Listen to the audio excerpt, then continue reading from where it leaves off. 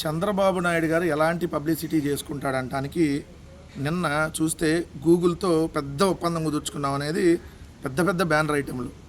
అసలు ఈరోజు ఆంధ్రప్రదేశ్ రాష్ట్రంలో తినటానికి తిండి లేకపోయినా, తాగటానికి మంచినీళ్ళు లేకపోయినా, సారా ఏర్లై పారుతున్నా, ఉన్న ఉద్యోగాలు పోయినా, 2197 ఎంఎస్ఎం యూనిట్లు తీసేసిన ఏడాది కాలంలో, ఒక 3.5 లక్షల ఉద్యోగాలు ఏడాది కాలంలో పీకేసిన ఈరోజు రాష్ట్ర ప్రజలు ఎలాంటి దయనీయ పరిస్థితిలో ఉన్నా చంద్రబాబు నాయుడు గారు మాత్రం రాష్ట్రం అదిరిపోతుంది, బెదిరిపోతుంది, రాష్ట్రం అసలు అద్భుతంగా ఉంది, ప్రపంచం అంతా అసలు చర్చనీయాంశం అవుతుంది, ఆంధ్రప్రదేశ్లో ఎంత గొప్ప అభివృద్ధి ఎట్లా జరుగుతుందని చెప్పి ప్రపంచ దేశాలన్నీ మన వైపు చూస్తున్నాయి. ఇట్లాంటి సొల్లు కబుర్లు, గాలి మాటలతో ప్రజల్ని మభ్యపెడతా ఉన్నారు. దానిలో భాగంగానే ఈ 2 పత్రికలు కూడా చూడండి.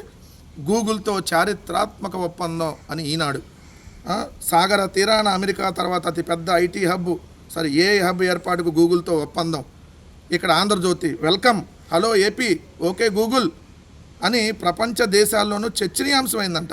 అమెరికా అధ్యక్షుడు ట్రంప్ మితిమీరిన సుంకాలతో భారత్పై గుడ్లురుముతున్న సమయంలోనే అదే దేశానికి చెందిన గూగుల్ భారత్లో అతి భారీ పెట్టుబడిపై ఒప్పందం కుదుర్చుకోవటం విశేషం. ఇది ప్రపంచ దేశాల్లోనూ చర్చనీయాంశమైంది.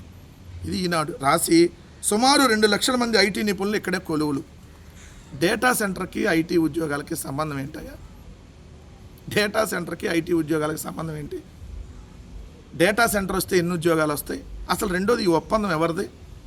జగన్మోహన్ రెడ్డి గారు ముఖ్యమంత్రిగా ఉన్నప్పుడు విశాఖపట్నంలో అదానీ డేటా సెంటర్ ఏర్పాటుకు సంబంధించి అదానీతో చర్చలు జరిపి అదానీ డేటా సెంటర్ని, అదానీ వాళ్ళు ఇక్కడ డేటా సెంటర్ పెడతానంటే, ఎస్ మీరు డేటా సెంటర్ ఇక్కడ పెడతారు, బాగానే ఉంది, కానీ డేటా సెంటర్ వల్ల ఉద్యోగాలు రావు కదా, మేము మీకు భూములు అన్నీ ఇస్తున్నాము, రాయితీలు ఇస్తాము, బట్ మీరు 200 ఉద్యోగాల కంటే మించి రావు ఎంత పెద్ద డేటా సెంటర్ పెట్టినా.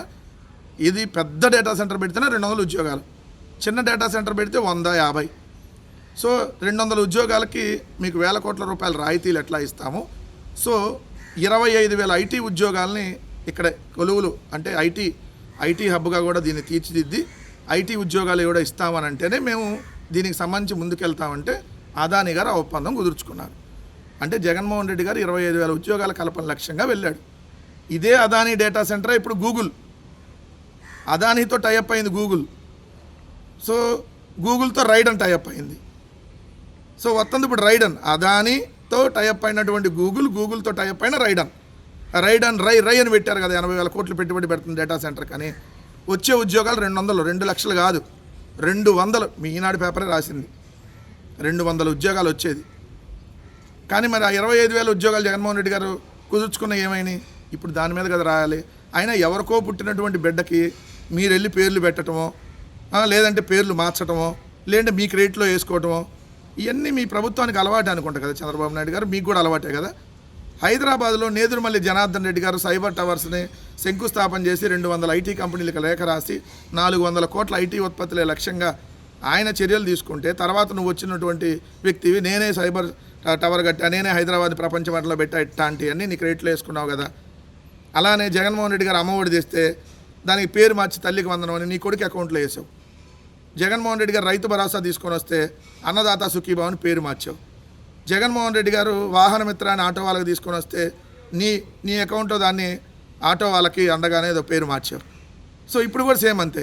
ఇది అదాని గూగుల్ కలిపిన ఒప్పందం అయితే మళ్ళీ ఇప్పుడు నువ్వు సపరేట్ ఏదో గూగుల్తో చేసుకున్నట్టుగా, ఇదేదో పెద్ద భూమండలం బద్దలయ్యి ఈ దేశంలో ఏదో 1,00,000 ఉద్యోగాలు వస్తున్నట్టుగా ఈ బిల్డప్లు ఇచ్చే కార్యక్రమం తప్ప ఉన్న ఉద్యోగాలు పీకి పారేసావు. విశాఖపట్నంలో ఉన్న స్టీల్ ప్లాంట్ ప్రైవేటీకరణ చేసి పడేస్తున్నావు. ఈరోజు 99 పైసలకి వలసాగాలకి భూములు ఇస్తూ ఉంటే ఏంది ఇంకెక్కడ వచ్చేది? సో ఇది జగన్మోహన్ రెడ్డి గారు తీసుకొని వచ్చినటువంటి అదానీ డేటా సెంటరు, దాంతోనే గూగుల్ టైఅప్ అయింది. ఇది చెప్పాలి మీరు.